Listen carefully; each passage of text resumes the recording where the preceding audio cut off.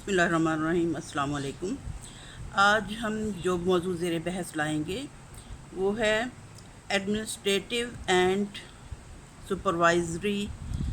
Structure in Pakistan. सबसे पहले तो सुपरवाइजरी स्ट्रक्चर जो है हमारा, या एडमिनिस्ट्रेशन का स्ट्रक्चर है, वो पाकिस्तान लेवल पे है, जो कि मिनिस्ट्री ऑफ एजुकेशन कहलाता है। और मिनिस्ट्री ऑफ एजुकेशन जो है ये तकरीबन पाकिस्तान के तमाम एजुकेशनल जो भी इंस्टीट्यूशंस हैं या एजुकेशनल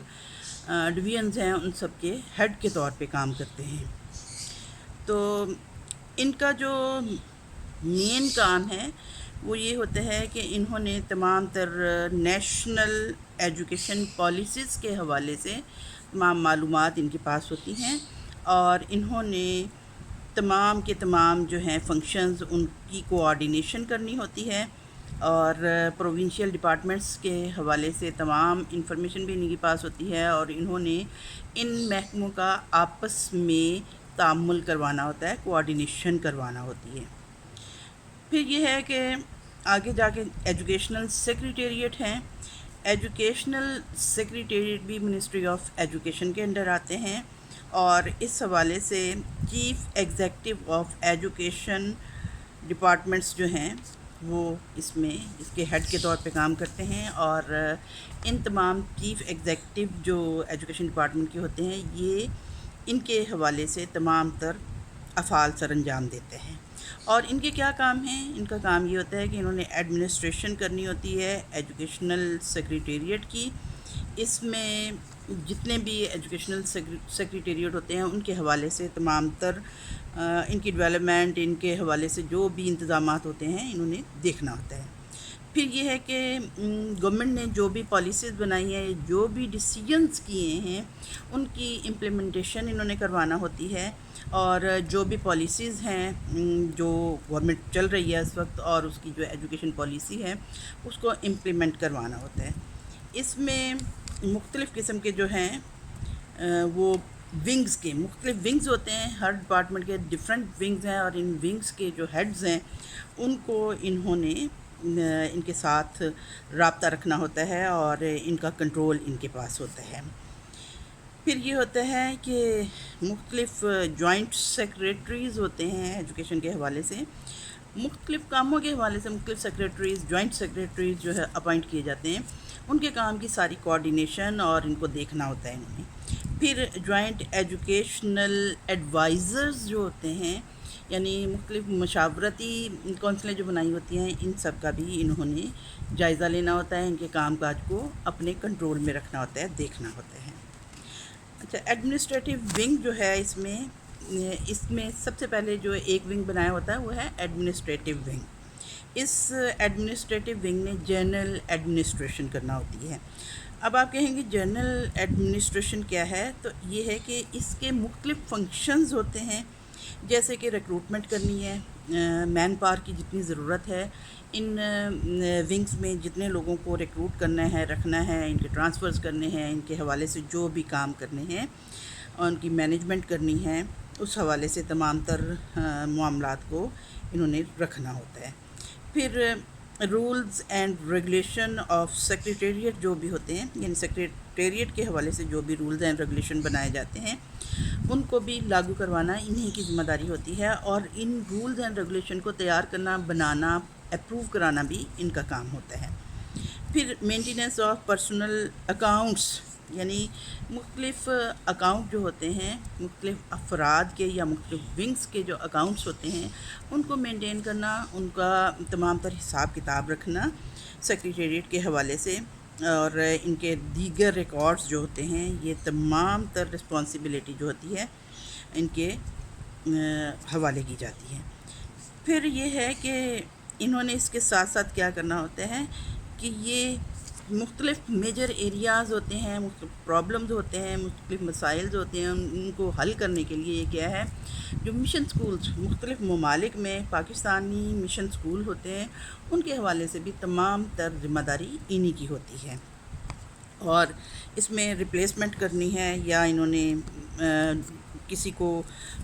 रिक्रूटमेंट करनी है, جو بھی اس میں ریکوائرمنٹس ہیں، اس کی کوئی ضروریات ہیں، ان کو پورا کرنے کے تمام تر سیکشنز کے حوالے سے یہی ذمہ دار ہوتے ہیں۔ اس کے ساتھ ساتھ کیا ہوتا ہے کہ یہ پاکستانی جو بھی سٹاف ہوتا ہے ایجوکیشن کے حوالے سے، جو اس کو بھی تمام تر اس کے معاملات کو یہی چیک کرتے ہیں اور دیکھتے ہیں۔ پھر ہے پلاننگ اینڈ ڈیولپمنٹ ونگ۔ ہم یہاں پہ ونگز کی بات کر رہے ہیں، جو ایجوکیشن منسٹری کے تحت ونگز بنائے گئے ہوتے ہیں اس کے حوالے سے۔ تو یہ پلاننگ اینڈ ڈیولپمنٹ جو ونگ ہے، اس نے کیا کرنا ہوتا ہے، اس کا میجر فنکشن کیا ہے، کام کیا ہے، انہوں نے دیکھنا ہوتا ہے کہ مختلف علاقوں میں جو بھی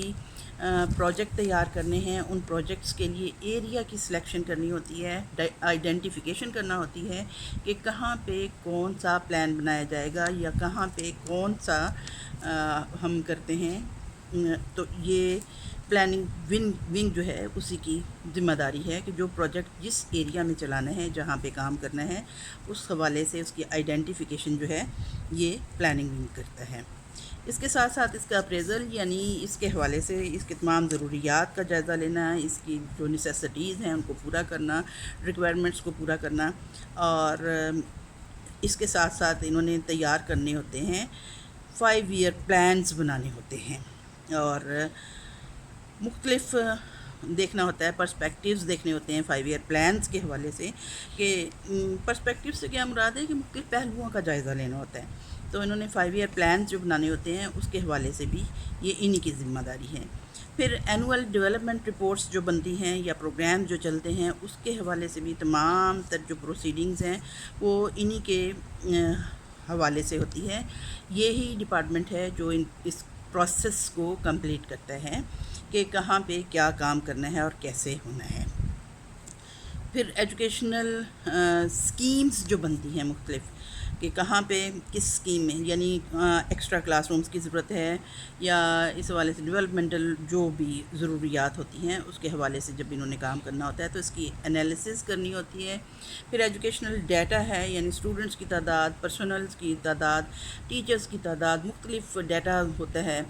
کہ کہاں پہ کون کون سی ضروریات ہیں، ریکوائرمنٹس ہیں، اس سارے ڈیٹا کی اسیسمنٹ کرنا بھی انہی کا کام ہوتا ہے، اور یہ انالیسز کرنے کے بعد یہ اپنا تمام ریکارڈ تیار کرتے ہیں۔ پھر یہ کہ امپلیمنٹیشن، مانیٹرنگ اینڈ ایویلیویشن، یعنی کوئی اسکیم جو تیار کر لی گئی ہے، کوئی پروجیکٹ جو تیار کر لیا گیا ہے، تو اس کو کام میں کیسے لانا ہے، اس کو امپلیمنٹ کیسے کرنا ہے، اور پھر یہ ہے کہ اس کی مانیٹرنگ کیسے کرنی ہے کہ کام کس طرح سے چل رہا ہے، کیا جو کام کی ریکوائرمنٹس ہیں وہ پوری ہو رہی ہیں، کیا جو مخصوص مدت کی گئی ہے اس میں کام پورا ہو رہا ہے، یا جو ضروریات یا نیسیسٹیز ہیں وہ دی جا رہی ہیں یا نہیں دی جا رہی، اور یہ کام پورا ہو رہا ہے یا نہیں ہو رہا ہے۔ تو یہ تمام ڈیولپمنٹ پلانز اور پروجیکٹس جو ہوتے ہیں اس حوالے سے تمام انالیسز کرنا اور مانیٹرنگ کرنا انہی کا کام ہے۔ پھر یہ ہے کہ جو بھی آٹونومس باڈی ہوتی ہے، آٹونومس باڈی کیا ہے کہ جو سرکاری نہیں ہم کہہ سکتے، نیم سرکاری یا خود مختار ادارے ہیں، جیسے آج کل ہماری یونیورسٹی جو ہیں ان کو آٹونومس کہا جاتا ہے کہ ان کو خود مختاری دے دی گئی ہے، جیسے علامہ اقبال اوپن یونیورسٹی ہے یا پنجاب یونیورسٹی ہے، مختلف یونیورسٹیز کو آٹونومس باڈیز قرار دے دیا گیا ہے۔ تو ان کے حوالے سے بھی انہوں نے ان کی لک آفٹر کرنی ہوتی ہے، اس کے حوالے سے دیکھنا ہوتا ہے کہ اس ونگ میں کیا کچھ ہو رہا ہے، اور اس ونگ میں کیا پلاننگ ہو رہی ہے، کیا اس میں چل رہے مینجمنٹ کے اسٹیبلشمنٹ کیسے ہے، یا کیسے یہ اسلام آباد کے حوالے سے یہ چل رہا ہوتا ہے۔ The academy of educational planning and management جو اسلام آباد ہے وہ اس حوالے سے تمام چیزوں کو، تمام ضروریات کو چیک بھی کرتی ہے اور دیکھتی بھی ہے۔ پھر ہے primary and non formal educational wing, یعنی پرائمری ایجوکیشن جو ہے وہ، اور اس کے ساتھ ساتھ نان فارمل، یعنی سرکاری ادارے جو ہوتے ہیں، باقاعدہ اسکولز ہوتے ہیں یا یونیورسٹیز ہوتی ہیں، ان کو ہم فارمل ایجوکیشن کہتے ہیں، اور نان فارمل ایجوکیشن عام طور پہ ویکینڈ کلاسز ہوتی ہیں یا پھر آن لائن ٹیوٹرنگ چلتی ہے مختلف قسم کے اسٹائل میں، جیسے علامہ اقبال اوپن یونیورسٹی کو ہم اس میں بھی نان فارمل ایجوکیشن کا باقاعدہ ڈپارٹمنٹ ہے۔ تو اس چیز کے لیے بھی باقاعدہ ایک ونگ بنایا ہوا ہے، ایجوکیشن ونگ، جو پرائمری ایجوکیشن کو دیکھتا ہے اور نان فارمل ایجوکیشن کے حوالے سے وہ تمام پلاننگ کرتے ہیں۔ تو اس کی کیا فنکشن ہے، یہ اس نے ایویلویشن کرنی ہوتی ہے نیشنل ایجوکیشن پروجیکٹس جو بنائے جاتے ہیں نان فارمل ایجوکیشن یا پرائمری ایجوکیشن کے حوالے سے، اور مختلف جو ریسرچ انسٹیٹیوشنز ہیں